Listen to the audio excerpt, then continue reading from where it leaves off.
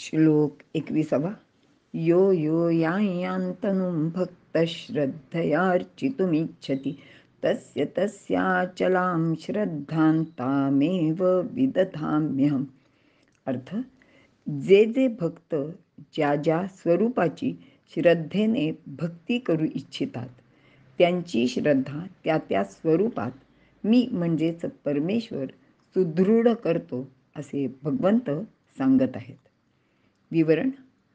तनु म्हणजे देह, शरीर.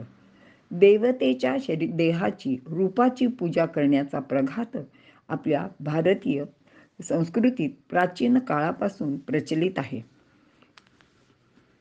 ती म्हणजेच मूर्तीपूजा. जसे कोदंडधारी राम, विष्णू म्हणजे शंख चक्र गदा पद्म हातात असलेला असा चतुर्भुज, विठ्ठल म्हणजे विटेवर उभा कटीवर कर इत्यादी. या व अशा अनेक प्रकारच्या देवदेवतांच्या मूर्ती मानवाने आपल्या कल्पनेप्रमाणे व आपल्या श्रद्धेप्रमाणे त्या त्या काळात निर्माण केल्या. ते त्यांची त्या रूपातच पूजा करतात. म्हणजेच विष्णू असेल तर त्याचे हातात शंख चक्र गदा पद्म हे सर्व हवेच, तर रामाचे हातात धनुष्य तर हवेच हवे. जर ते तसे नसेल तर तो भक्त त्या मूर्तीकडे बघून जरा बिचकेलच, कारण त्याचे मनात ते रूप अगदी ठसलेले पक्के झालेले असते. म्हणून भक्त जसा त्या देवाचे ते रूप पाहिला किंवा ते रूप खूप महत्त्वाचे मानतो, कारण त्या रूपावरच त्या भक्ताची अटळ अशी श्रद्धा असते. आणि भगवंत तर सांगत आहेत की ती श्रद्धा तेथेच ठेवण्याचे काम मी म्हणजे परमात्मा नित्य करीत असतो. तो प्रसन्न झालाच तर त्या श्रद्धामूर्तीचे रूपातच तो आपल्या भक्ताला दर्शन देतो. म्हणजे जर एखादा भक्त रामाची भक्ती करत असेल तर त्याला तो श्रीरामाचेच रूपात येऊन दर्शन देतो. पण येथे लक्षात घ्यायला हवे, श्रद्धा महत्त्वाची आहे तर मूर्तीचे रूप महत्त्वाचे नाही. आपल्या देशात असंख्य लोक आहेत आणि त्यांची असंख्य दैवता आहेत. लोक मूर्तीपूजक आहेत. अनेक वैदिक देवतासुद्धा आहेत, तर काही पौराणिक. आणि आत्ता अलीकडच्या काळात तर कित्येक देवता अशा आहेत की त्यांचे नाव पुराणात सुद्धा नाही आणि वेदात तर नाहीच नाही. अगदी कबरस्थान किंवा स्मशानात सुद्धा अशा देवता कल्पून त्यांची पूजा केली जाते. इतर अनेक धर्मात मूर्तीपूजेचा निषेधच केलेला आहे. जसे ख्रिश्चन, मुसलमान, बुद्ध यांना मूर्तीपूजा मान्य नाही. पण असे असले तरीसुद्धा चर्चमध्ये आपण ख्रिस्ताची आणि त्याची आई मेरी यांची मूर्ती पाहतोच. तर मुसलमान लोक थडग्याची पूजा करतात.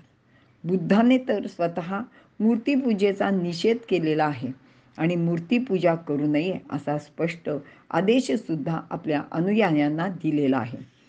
पण आश्चर्य असे आहे की त्याचा हा आदेश धुडकावून त्याचे शिष्यगण किंवा अनुयायी यांनी त्यांच्याच म्हणजे बुद्धाच्याच मूर्ती तयार करून त्यांची अनेक मंदिरे बांधली.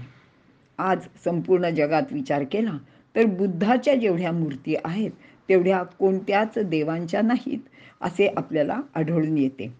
असा हा प्रतिमा पूजनाचा प्रताप आहे.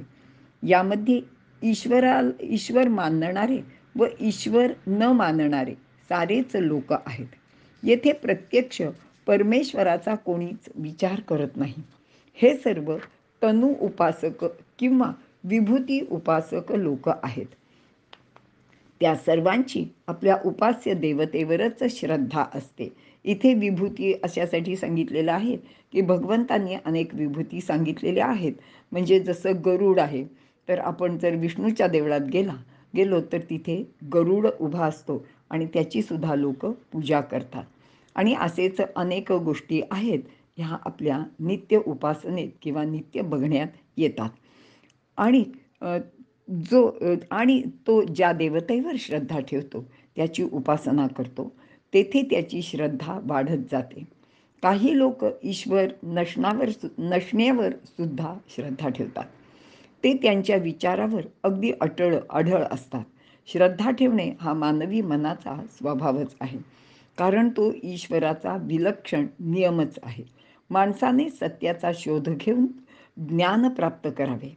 ईश्वराचे सत्य स्वरूप समजावून घेऊन त्यावर त्याने श्रद्धा ठेवावी. अशा रीतीने माणूस श्रद्धेने उपासना करतो, त्यावेळी ईश्वराकडून निश्चित झालेले उपभोग त्याला मिळतच राहतात. पण तो मात्र असे समजतो की माझ्या उपास्य देवतेने हे सर्व काही मला दिलेले आहे. म्हणजे इथं असं सांगायचं आहे की आपण जर तशी उपासना केली नाही, तरीसुद्धा आपल्याला जे काही भोग किंवा उपभोग मिळणार असतात, असं जसं नियतीने ठरवलेलं आहे, ते सर्व आपल्याला मिळणारच, याबद्दल खात्री बाळगायला काही हरकत नाही. जर एखाद्या कारणाने मनोगत पूर्ण झाले नाही, तर आपल्या उपासनेत काहीतरी उणीव राहिली आहे, असे तो साधक किंवा तो भक्त समजतो आणि आपली श्रद्धा अधिकच दृढ करत जातो, असे पुढील श्लोकात भगवंत सांगत आहेत. आणि इथे आपण थांबूया.